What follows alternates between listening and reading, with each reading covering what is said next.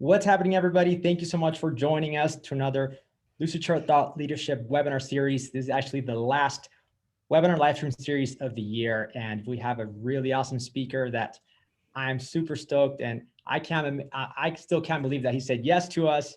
He really practices the whole principle of essentialism. I didn't expect him to get to me right away. It took him a while because I get it. He's being an essentialist. He's prioritizing who he needs to get back to and what he needs to do. So as we, before I introduce the speaker and we jump right into it, and as everybody's joining us and trickling in live, great. We have over 200 live people joining us so far. I want to remind you that this is going to be recorded. Everything we do is recorded. We always get a lot of those questions because a lot of people might not be able to stay for the whole 30 minutes. And if you have any questions, feel free to put those in the chat widget. If you also want to use the Q&A widget, you can, but I highly encourage you to use the chat widget, get to know other attendees who are watching this live. If you're on demand, don't worry about that. And yeah, let's get started. I have here with me Greg McKeown. Greg, did I say that right? You said it right. It's almost as hard as Villamizar, the last Minar. People butcher my name all the time. And Greg is, if you don't know who Greg is, he has dedicated pretty much his whole entire life and career and to study why some teams break through the next level and others don't. He's the New York Times bestselling author, Wall Street Journal bestseller of Essentialism, the disciplined pursuit of less. And he's also frequently the #1 time management book on Amazon. A book that challenges core assumptions about achievement to get to the essence of what really drives success. McKeown, Greg here is the CEO of McKeown Inc. with clients such as Apple, Adobe, Google, Facebook, Pixar, and on and on. And one of my favorite authors, one of my favorite books of all time. So Greg, welcome. Thank you so much for joining us. Gabe, it's a pleasure. Thanks for having me. So let's jump to it. How the heck did you get into this whole concept of essentialism that has taken off and changed, drastically a lot of companies, people's, and teams' lives?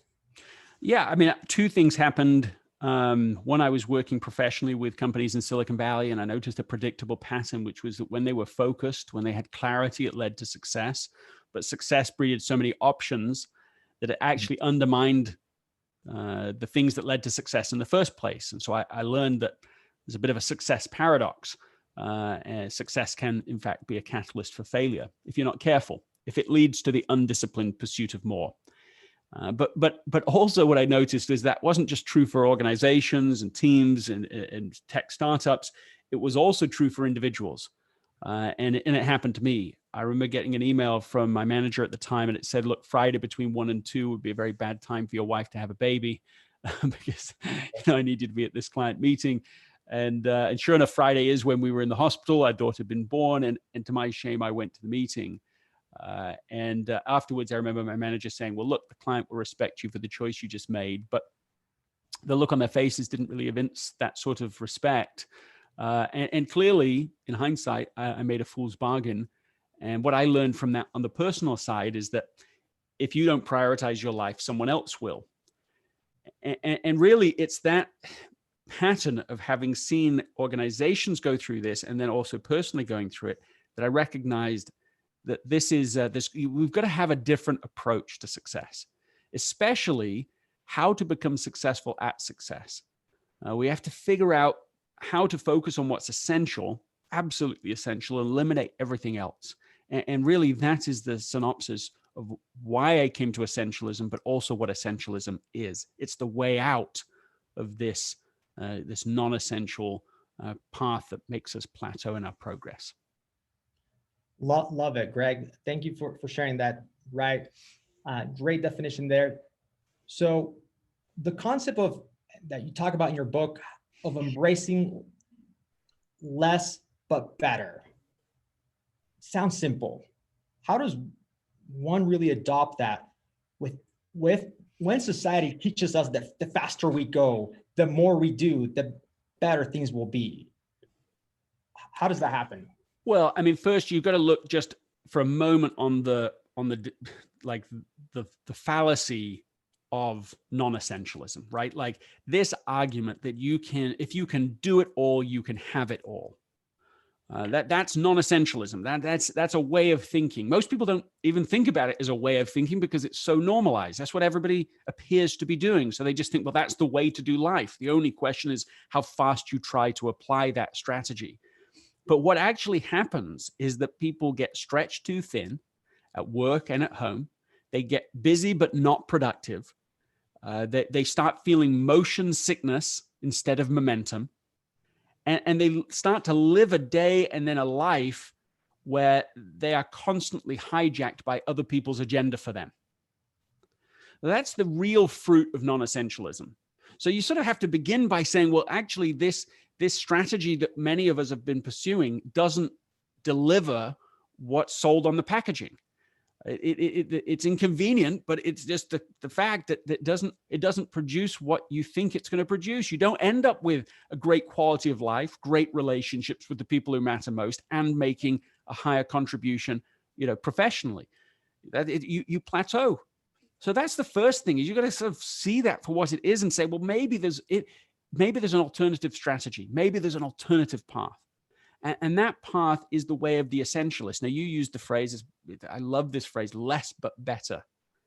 Instead of the undisciplined pursuit of more, an alternative strategy, and one that I think more clearly delivers on what it is that most of us want, is the disciplined pursuit of less but better. Yeah, that is that you start to create space to figure out what is essential. You eliminate everything that's not. And then you build a system to make it as easy as possible to deliver over time. Let me give you one concrete way everybody watching this, listening to this, can start adopting essentialism today, right? One question. What's the most important thing I need to do today? The word priority came into the English language in the 1400s. It was singular. One thing, the first thing. What did it mean? The priorest thing, the most first thing. There can only be one thing. And according to Peter Drucker, it stayed singular for 500 years, meaning that for 500 years, no one was saying, hey, here are my 34 priorities. Okay. And so in that little sort of language lesson, you have the idea. So each day you say, what's the most important thing to do today? Of course, there's more than one thing you're going to do. There's lots of important things, but what's the priority? I think that's the beginning place for actually just putting essentialism into practice. I just heard from somebody who did this and it had a life-changing experience with this. At first, the answers they got were all to do with their business. Every day they're asking it, and it's to do with their consulting business. They're in the UK. Then slowly the answers changed. It was more to do with things to protect themselves, their own mental and emotional health, and so on. And then one day they asked the question right after they got a call from their dad that said, look, your mother's in the hospital. And it's no big deal. This is nothing serious. Just wanted to let you know. But because they'd had that call and because they asked the question, it's the priority today, the most important thing I need to do today. She said, I felt completely clear. I could the time seemed to stand still. I could remember what the weather was outside, everything. I knew that what I needed to do was drive 2 hours to the hospital to be with my mother. So she does. She makes that trade-off. She goes to the hospital. When she gets there, she sees her mother, says, look, I love you. Mother says the same back, I love you too. Within 1 hour of that moment, her mother had slipped into a coma. Within 1 week of that moment, she had the unpleasant job of having to turn off her life support machine. And she was writing to me to tell this story, like, if I hadn't been an essentialist, I'd have made a different trade-off that day.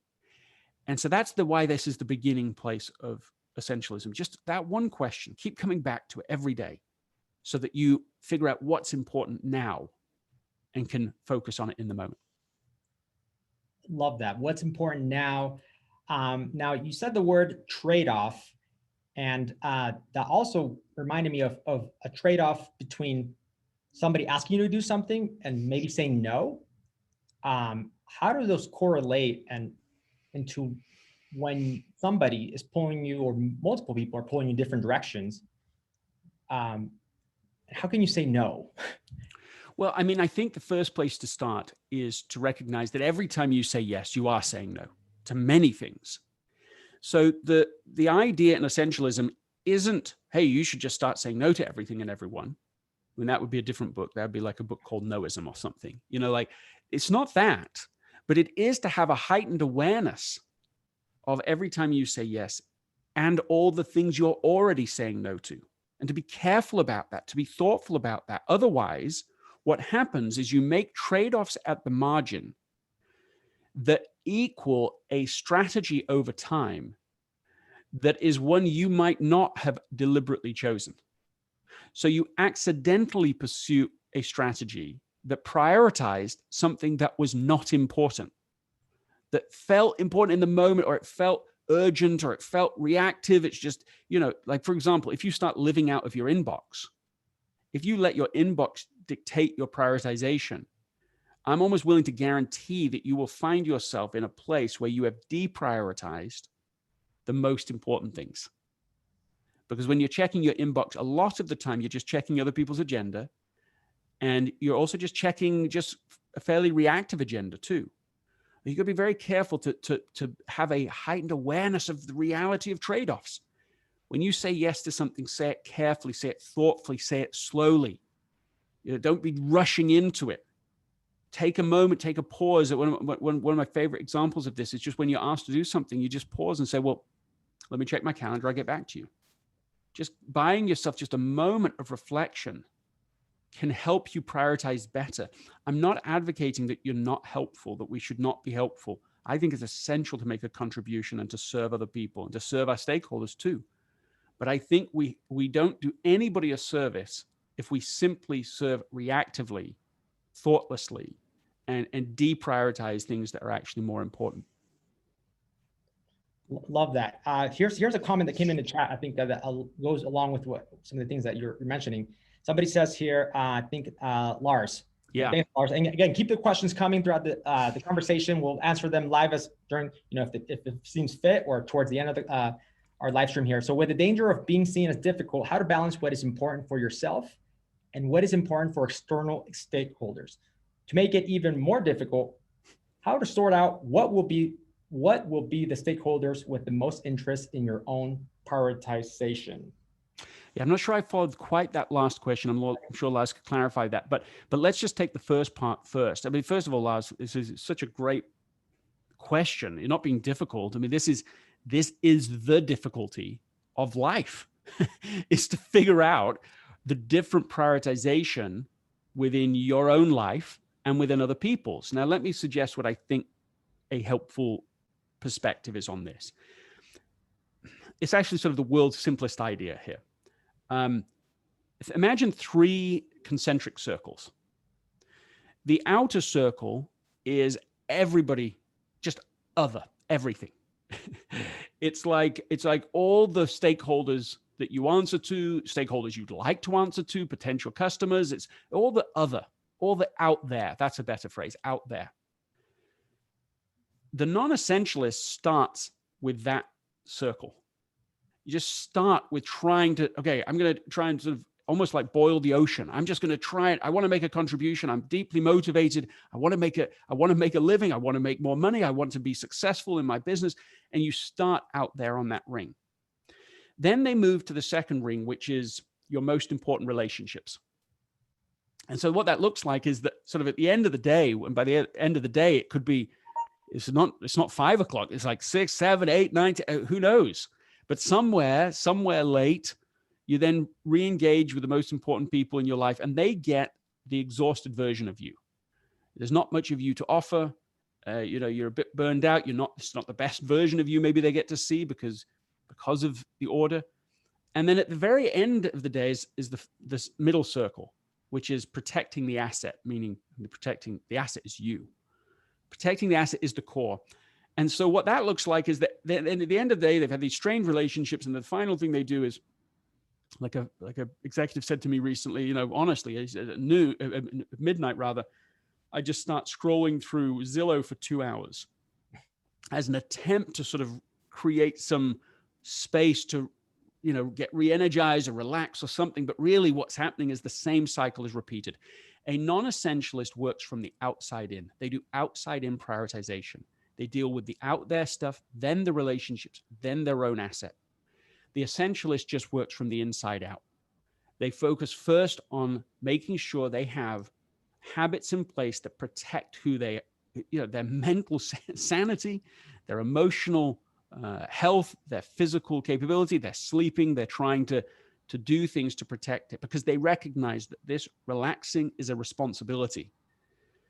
And therefore, because they do that, because they develop these habits, they are actually able to show up to their most important relationships with some energy, something in the tank to be able to give to them. And that allows them then to work together in making sure they have space and energy to pursue important projects out there. So the paradox of essentialism is that if you get the order right, you actually end up making a larger contribution out there than you do if you start out there. That's sort of my sort of primary answer to Lars here. Great. Wow, man. These are good tweetable moments that I like to say. Some of these quotes that you just dropped, these are good, man. This is, wow. This was good. So Lars, so hopefully that helps. And before we answer another question and continue on the conversation here, you talk about the vital from the trivial and, giving yourself space to really see the big picture, to build those habits, perhaps. How does one do that? How do you start the habits? Is that what you're saying? Right. How do you start building those habits that help you see the big picture and pick out, help you see, right, the vital from the trivial? I've thought a lot about this question. Of course, the whole book is sort of an attempt at trying to answer that. But one thing that I've developed just recently, we're going to launch it January 1st. People can go and pre-order it now if they're interested. At essentialism.com. On January 1st, there's going to be a 21-day challenge. So 21 days for 2021, right? Like we all know what 2020's been, but we want 2021 to be a little different. Mm-hmm. And this is sort of a way to get the year kick-started. And the idea is that each day there's something very specific and small and doable and micro action to be able to get us going in the right direction. I already mentioned one of them, which is just this question: what's the most important thing I need to do today?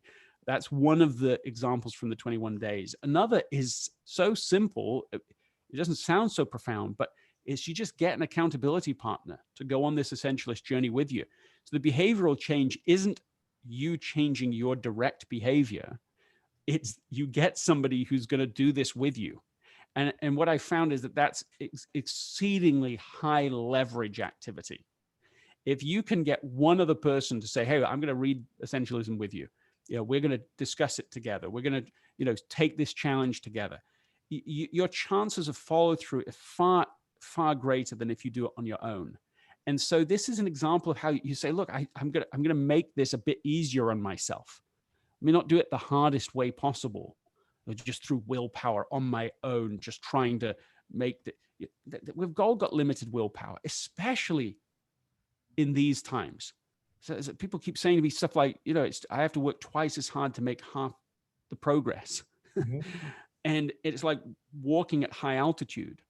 And so in that environment, you need to find ways that are in fact easier to make progress, and getting an accountability partner is one of them. So this 21 days is designed, I don't have time to go through all 21 right now, but they're designed to be able to make progress. So if people want to really get involved, they want to start developing those habits, one way to do it, I'm excited about, is just going and registering at essentialism.com.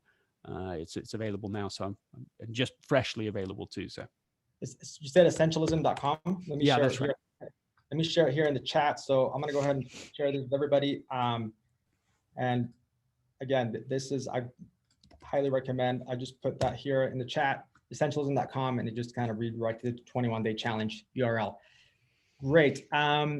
Lots of questions coming in that are great. So let's answer one more and then continue the conversation here. So let's see here. I'm gonna jump to Josh's here while you're just having a look at them. I mean, Josh here says, would you mind clarifying the circles, the priority circles? Okay, circle 1 at the center is protect the asset. So it's you. It's prioritizing. It's not selfish, because it's not done for motives of just self-aggrandizement. It's protecting the only asset through which you can contribute to the world. So circle 1 is protect the asset, you. Number 2 was your most essential relationships. I think for most people, that's sort of family and some close friends. I mean, if you have the test, I would say it's like the people that could be around your deathbed kind of test.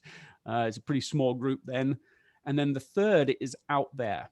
It's the most important projects you would like to accomplish, say this month, this quarter, to make a contribution to everyone beyond that most essential inner circle. So you still have to be selective there and thoughtful. But what I've learned is that you're more likely to be thoughtful and selective there if you have prioritized your own health so that you're in a good mental and emotional state to make prioritization decisions.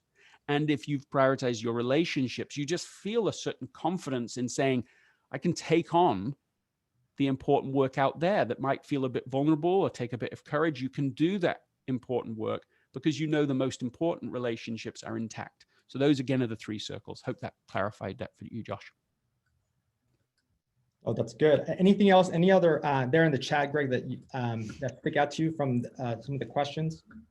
Well, the first one's funny, actually. This is the first time I've been asked directly a question from about Martin Hell. No, that book on Amazon is not anything related to mine at all. It's kind of an oddity for me, actually, if I have to be honest. That somebody just literally took Essentialism, took a book, called it Essentialism, took everything in my book, called it. I mean, it's like a really weird kind of thing, to be honest. But I wouldn't want to do that to somebody else's book. But there's the right link to everybody. I just put it on to your. But that's all right. But I love that you ordered the book. Yeah, the book.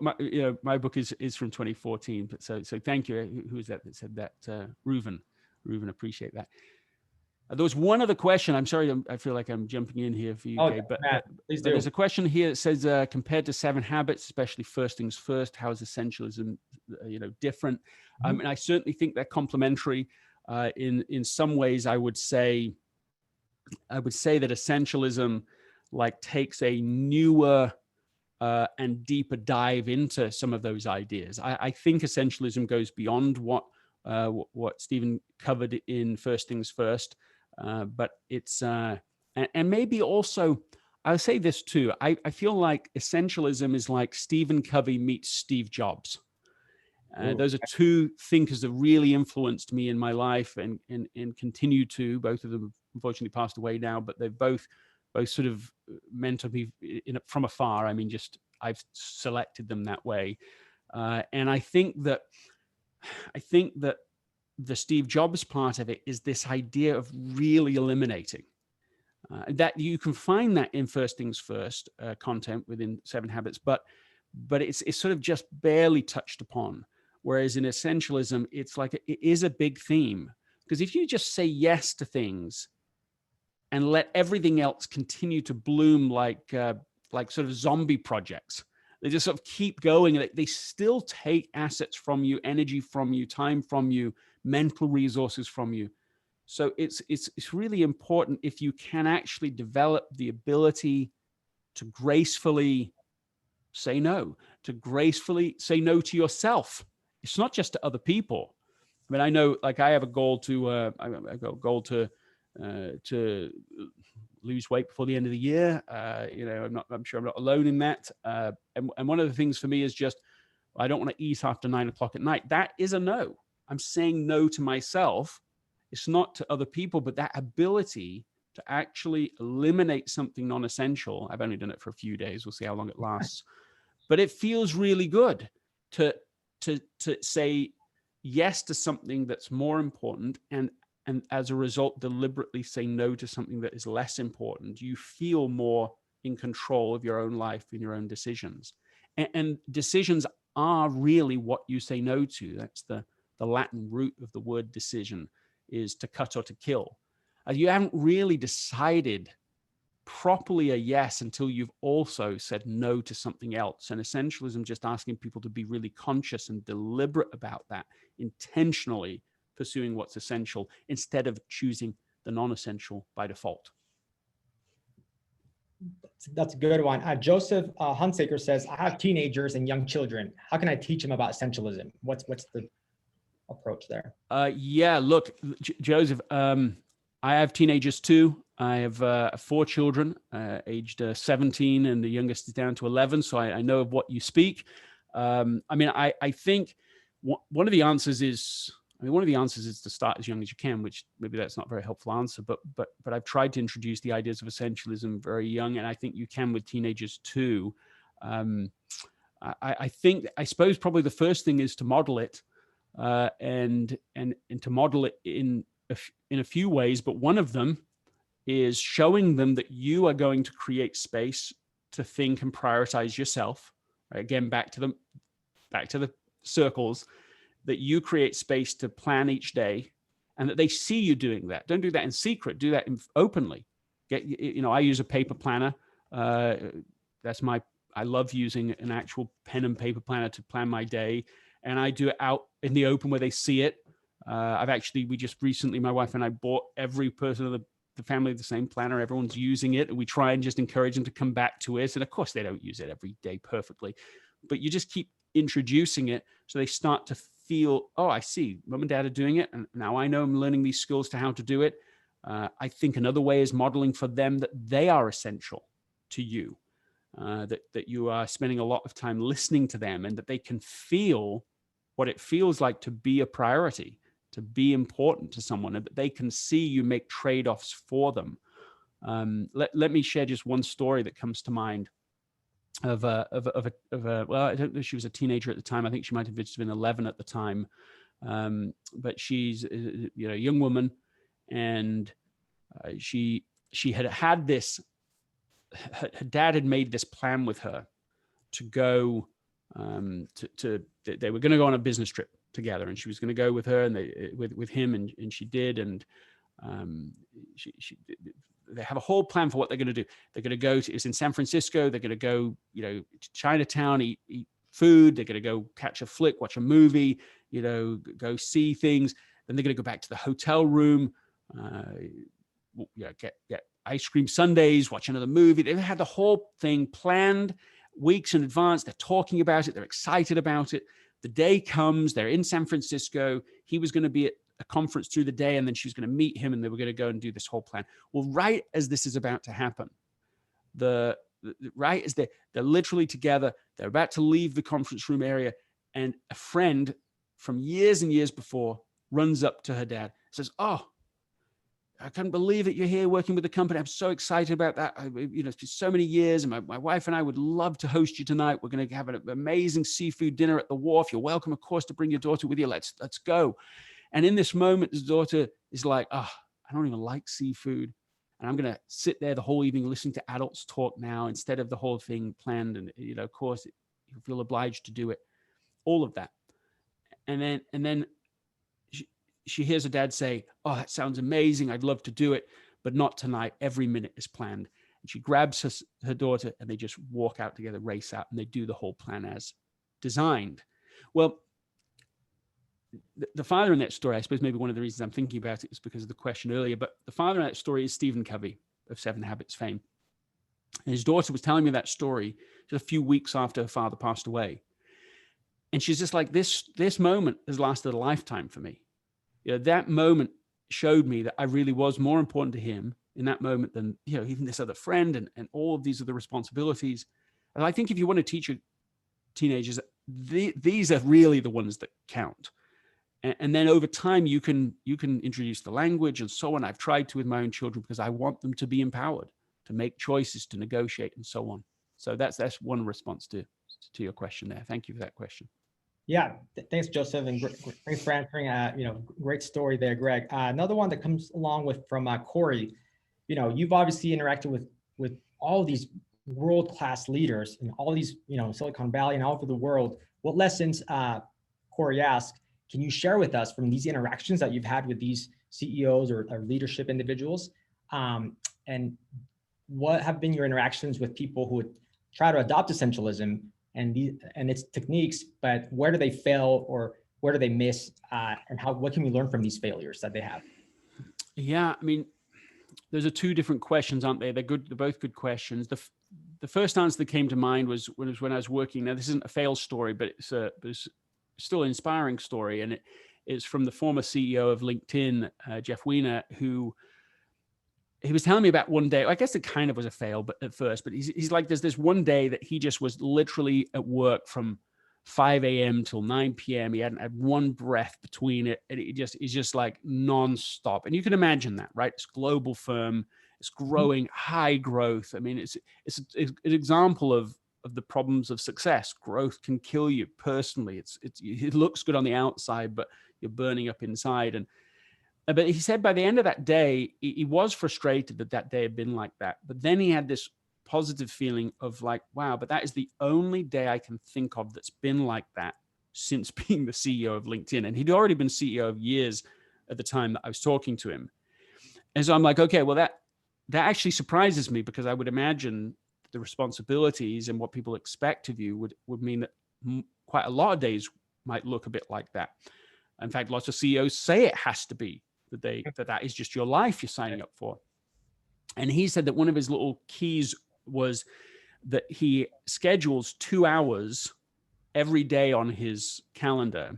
He breaks them into 30-minute segments. And these are just buffer periods, right? So there's nothing scheduled. He doesn't know what he'll do with them. But because he knows that unexpected things will happen that he can't predict, he just knows he ought to book time for the unexpected. Right. Okay. And that allows him to adapt. So the principle of buffer is one of the chapters in Essentialism. And it just is based on the idea that the one thing you can expect as an entrepreneur, as a human, is that things will come up that you're not expecting today. And if you design your day on the basis that everything's going to work exactly to minute as you want it, you're going to be stressed all day, because you'll be late to one meeting and then you'll be late for everything afterwards and so on. So build in the buffer, assume ahead of time, that things will take longer than you expect, which they will, that meetings will go over, which they will, so that you're not behind all the time. So that's one lesson I learned from Jeff that I think is relevant here. Thanks for that question. Great. Man, Jeff is another one of those business leaders that I look up to, and he's done amazing things at LinkedIn. Similar question along those lines from Lena. What about when one priority is being available as a leader? Speaking of leaders, what if could that be, I guess, for your phrase that question, is that a priority that a leader can make? Or yeah, I mean, I think this is also important. Now, let me answer it this way. So there's the great movie, Gabe, I bet you've seen it, but it's called Forever Strong. Have you seen that movie? Yeah. So it's a story of the Highland High School rugby team. Mm-hmm. So winningest team in American history. Winningest is not a word, but you get the idea. They played, I think they played 326 games over 36 years. And they've won all but 10 games.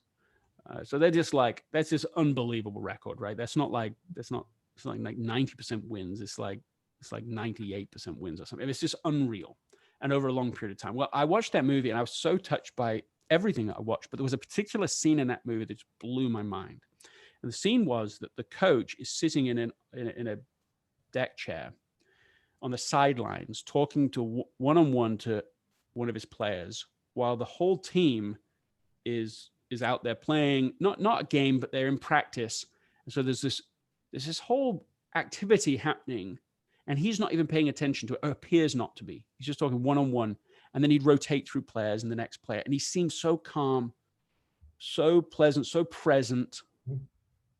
And I was so touched by that I was like, okay, the movie ended. I was like, I got to meet this guy. I got to know him. And so I called him the next day, look him up, find him, and got to know him. And I got to know not just him, but like everybody. Like I ended up interviewing people like intergenerationally, literally, like players going back a long way to try and understand how he was able to win so consistently, but more, how did he lead in such a way where he's winning so consistently, but that his personal behavior is so present, right? And he's just so there for them, because there was something very inspiring and right about that. But it's so different than what I've observed so many leaders doing.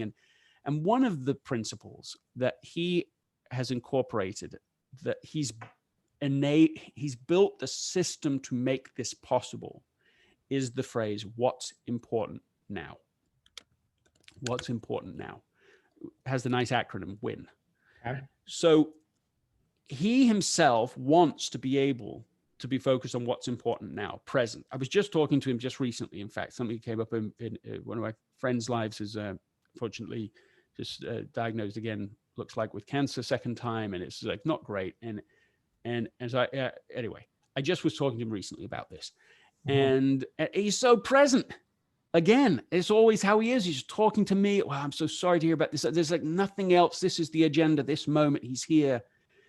Now, that's a personal attribute and skill, but with his team, he had constructed it in such a way that that was possible, so that he had assistant coaches and he was making sure that they were in charge of various things and really making sure everyone was empowered and clearly in charge. And he also taught his players what's important now, so that when they're on the pitch, they're able to be focused in this moment on this play, not the last play where they scored, or not the last play where they failed, not the last game where they won or they failed. They just need to be here in this moment.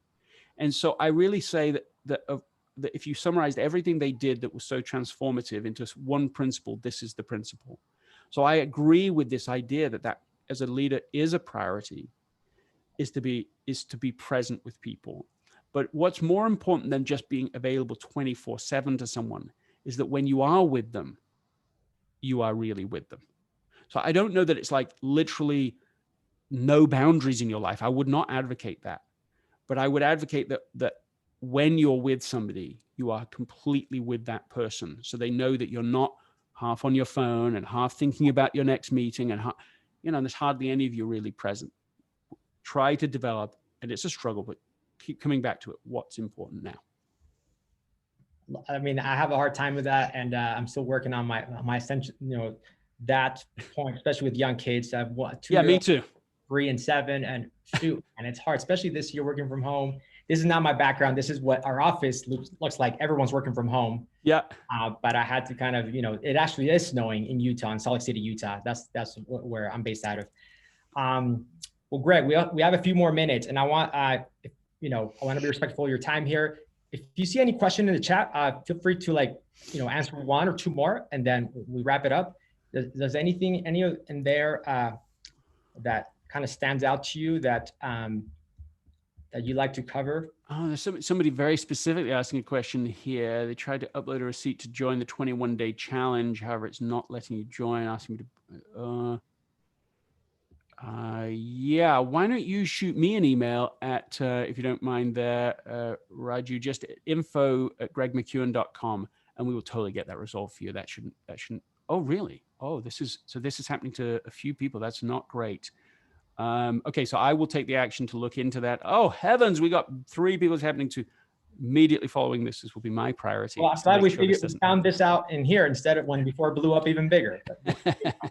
So we'll look at it. We'll make sure that you do have access. It should not be causing you a problem at all. So give me just a little while to get that bug fixed, and we'll have that available for you. Maybe there's a way, Gabe, that you can let everybody know about that once that is, everyone that was on the chat today. Yeah, how about that? When you fix it, let me know, and then when we send a recap of and the webinar link, I'll add. How about that? I added a link in the post webinar prep for all the people that it's been over 1,000 people have signed up for this. So great, we'll make sure that happens. Let's see maybe one non-technical question or something that's not more. Here we go. We got Eric here. Do you actually plan every hour of your day with specific tasks, or is there flexibility in the schedule? I do all sorts on this. I've tried various different methods. One thing that, no, I don't plan every hour. I mean, like literally, that comes back to this idea of creating buffer. I think you have to create some buffer. But another thing that I have done that I think is a helpful tactic is when I'm planning, I don't do it every day. I think it'd be a little overwhelming to do every day, but I'll do it in sort of seasons for a period. I'll design my day in the first column of the calendar, right? Okay, here's what I think the day will be with some buffer and so on. And then there's a second column. So I'm like literally drawing a line in my, down my calendar for the day, my schedule for the day. In the second column, I'm going to write down what I really did. So it's like a log of the actual day. Where did I actually spend it? Because I want to be educated over time about how, about what I'm really doing. If I scheduled an hour to write the 1 Minute Wednesday, right? Every Wednesday I have a newsletter that goes out. And I you know, I typically schedule about an hour for that. But as I'm doing it, I start to find, oh, it's not an hour, you know, because there's a few steps I forget that I'm including. So you have to schedule a bit longer for that. And I want over time to have my scheduling be more accurate for what it's really going to take. So I think the logging method, you just, even if you do it for like 1 week, plan each day, but then as the day goes on, you just write down what you really spent time on. It educates you, you help to have a heightened awareness of what you're saying yes to, really, how much time you're really spending on social media, for example, or you know, watching that show or going in these meetings. You think it's an hour, but really it ends up being 2 or 3 hours or something. That's one mechanism I've really found a helpful way to think about scheduling. I'll tell you what somebody can listen to, though, answering that question. So I have the What's Essential podcast, and I had on Jordan Arbinger, and he went through 2 systems he uses. I thought they were both brilliant. One was how he manages his time. He went through really like levels of detail in that. Maybe you put that in the show notes too, or in the notes to everybody. Yeah. But the second is his networking system. And I never heard anyone explain a networking system the way he did. But I just loved it because it's to do with how you manage the most important relationships to you. Normally people just do it in their heads. So there's the same sort of 25 people that they keep reaching out to and checking in on, but he is able to manage 1,000 people in a deliberate way because he values it. And he just has a system for how to do that. So just listen to the Jordan Arbinger episode, What's Essential podcast, wherever you listen to podcasts. Yeah. And I think that's practical answers for your question too here. No, I haven't listened to that one. I listened to the one with David Allen that you did early on when you launched the podcast. And he actually came as a speaker after I listened to your interview with him. I'm like, I like this guy. So I need to good. Well, that's a good note, because somebody here has a GDD question here regarding planning every hour of the day. I like David Allen's. There is a brilliant balance between rigor flexibility. You have a lot of deep planning, but part of GTD's philosophy is acting in the moment. Yeah. Well, okay. Do you want? Here's this. Oh, this is from Joseph here. Joseph, do you want a backstory? Because I think this is really interesting. When I interviewed David, he mentioned in passing, what's his name now? I can't remember his name, but somebody who had been a mentor to him. And I was so interested by this that that I went and interviewed his mentor. And this person he'd learned all this stuff from, well, I got to say this carefully, but he didn't like the phrase "getting things done." This is totally to your point here. So it's not undermining GTD or your comment here, Joseph, but I thought it was really interesting because his philosophy that got branded GTD was really all about how you declutter your mind from all this noise, deal with all this backlog of stuff so that you're ready to start. Mm-hmm. So it's not getting things done. It was how to get to the start. That's what all of that was really about. And so I thought that was so helpful because in some ways getting things done is only sort of about getting things done.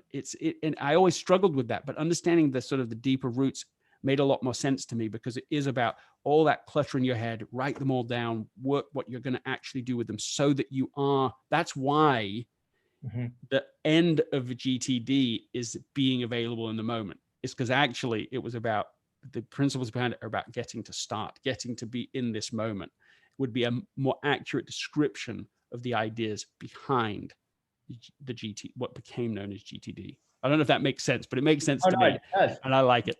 You're such a good storyteller, and I know you know this, and people tell you that, but like some of the way you convey your stories online and on stage, I love it. So thanks for sharing these insights and these facts and stories here. I think we're gonna wrap it up, but that's cool. Are you okay with that? It's great. It's great by me. It's been great. Yeah. I love all the comments. I love it. It's great being with you, Gabe. People have been here. Thank you so much for tuning with us. Let us know, thanks. Drop a thank you right now in the chats if you enjoyed this webinar. For everybody has stayed live. Greg, again, was so generous of his time. Everybody's trying to do things with him right now. Everybody's trying to be an essentialist, especially during the time of the pandemic, and everybody going through a lot of, tribulation or things in their life, physically, mentally, or spiritually, whatever. So thank you, Greg. We really appreciate you joining us. Let me know how I can return the favor, and have a good rest of your week. It's been such a pleasure. Thank you, Gabe. Thank you, everybody else. Awesome. So we'll send a recap on the next few days with all the links that Greg mentioned here, and the on-demand link and podcast link. And then what's the best way to get a hold of you? LinkedIn? I mean, should I have a link to your LinkedIn profile as well, or? Yeah, I think so. But I literally just think, like, in terms of one point, just essentialism.com. I mean, literally, I see that people want to do it. I love it. And we're going to get this link sorted out to make sure people can. But just let's get everybody doing the 21-day challenge. That's like an idea that's exciting to me. Maria Shriver just said that she wanted to do it. I did a live Instagram on Friday with her. And I'm like, man, we should just do this. Let's get everybody to start 2021 with a 21-day challenge. I just love the idea of this. No, I love it. And I'm excited to try it out too. So thank you, Greg. Thank you, everybody. Have a good rest of your week. Thanks, everyone. Bye. Okay.